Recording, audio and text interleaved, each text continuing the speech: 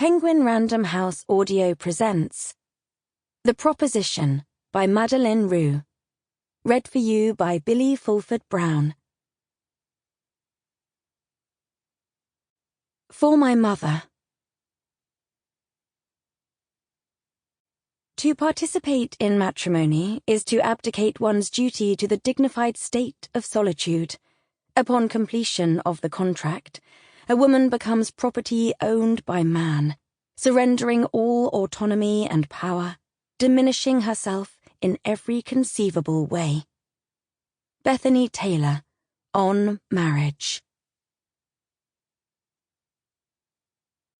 Chapter 1. Sussex, 1819. The small and saintly quiet town of Round Orchard was never known for anything. Absolutely, it held the expected Sussex charm, and the expected hedges and gardens, the expected paved town square decorated with the expected bunting and wreaths, but it was otherwise unremarkable in every way.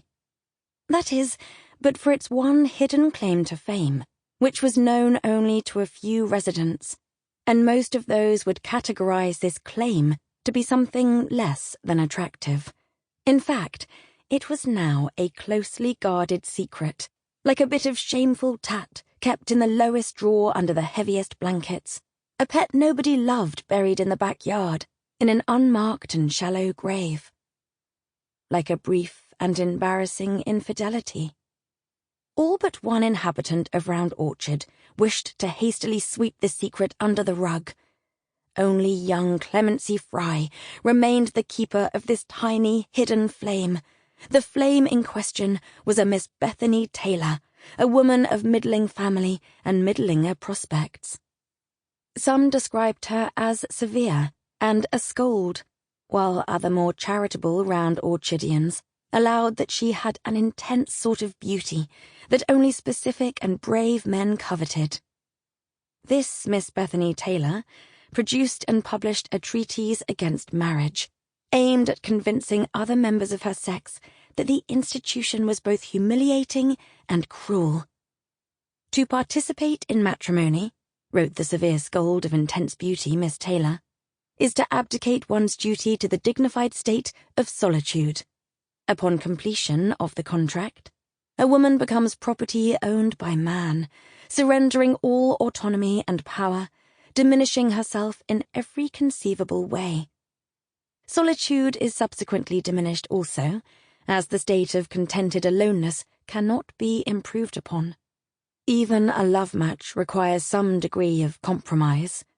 Thus, with society thrusting women into a state of compromise, only a single lady happy in her charms, her accomplishments, and the quality of her morals achieves a truly enviable state of being.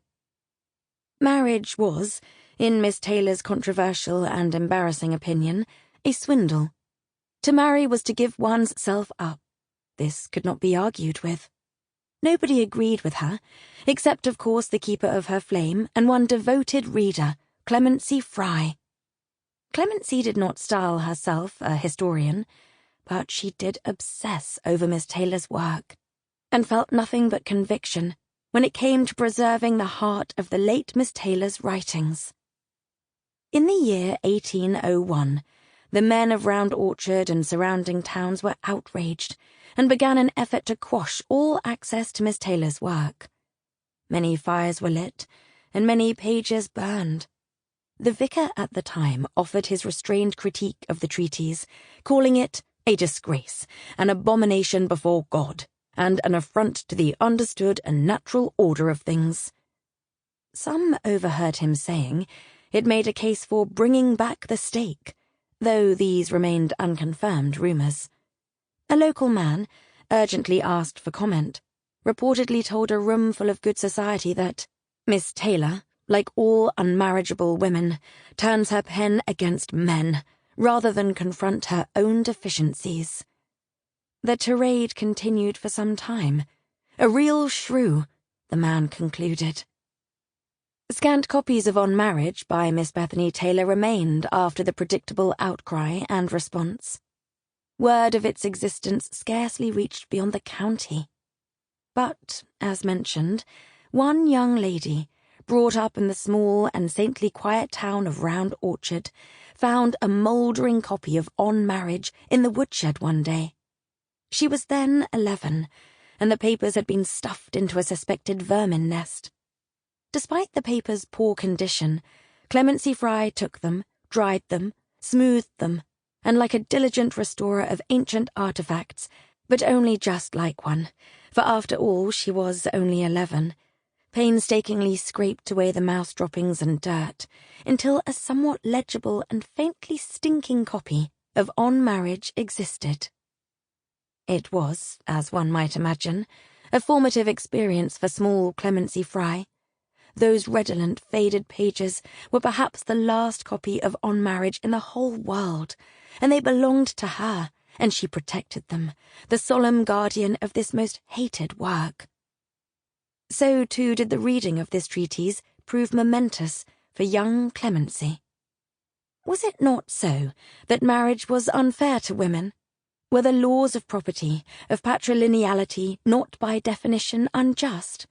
What, young Miss Fry longed to cry to the heavens about women. Eventually, it came to her mother's attention that little Clemency was in possession of what was meant to be mere kindling, words that had become a very different sort of kindling. A young mind once ignited is difficult to snuff out, but Mrs. Fry gave it her best attempt. Mr. Fry, a generally frail and distracted person, failed to intervene, giving many the perception that the Fry children were left somewhat to run roughshod, with only the supervision of an overtaxed governess. A fearful and exasperated Mrs. Fry repeatedly threatened to confiscate what was essentially poison, but she, seeing how dearly her daughter loved the dropping-stained relic, never had the heart to follow through on her threats. Still, she hoisted that same cudgel whenever Clemency acted out, which was frequently, and won a few battles, but by the time her daughter had become a young lady, Mrs. Fry had utterly lost the war. Reading Bethany Taylor led Clemency to an appreciation and study of Olympe de Gouges and Mary Wollstonecraft, and so on, until Round Orchard secretly harboured another harbinger of rights for the fairer sex. Quelle horreur! Mrs. Fry begged her daughter not to take after women who were shrill and intolerable, scary, and probably up to a not insignificant amount of witchcraft. After such strong language, a more obedient child might have been warned off the material and frightened. But then, Clemency had never been an obedient girl, nor a cowardly one. She grew up to be an even less obedient woman. Clemency Fry stared at the man who may be her husband, while her flesh, her heart, her very soul turned as cold as the chilled salmon gelée jiggling on her plate. Whenever she glanced at him, at Turner Boyle, a flash of love passed before her eyes like a strike of lightning. His face, handsome in a fragile and cherubic way, elicited a momentary blast of warmth before the chill inevitably came on. For in recent memory she had loved him, and she felt reasonably certain he had loved her. She had loved him somewhat against her will, her suspicion of marriage ever bolstered by the philosophy and feelings of Miss Bethany Taylor, her idol. Those words had formed a sort of protective armouring over Clemency's heart, a padded gambeson of sense and control, only lately pierced by the arrow of Lord Boyle's affection. But now that affection was gone, and the arrow wound felt less like a wound of love, and more like an infection that had begun to fester. None of that affection remained, not even a smear like the one on Lord Boyle's plate where his salmon had been. Yet he smiled. "Excellent as always," Boyle crowed. He had a raucous pile of gingery hair that seemed always to style itself roguishly, and fell in different attractive configurations whenever he ran his hand through it. It was a nervous tic of his, a tell, and he did it just then, as he no doubt felt Clemency's eyes boring into the side of his cheek. If Miss Bethany Taylor were there to see... Sample complete. Ready to continue?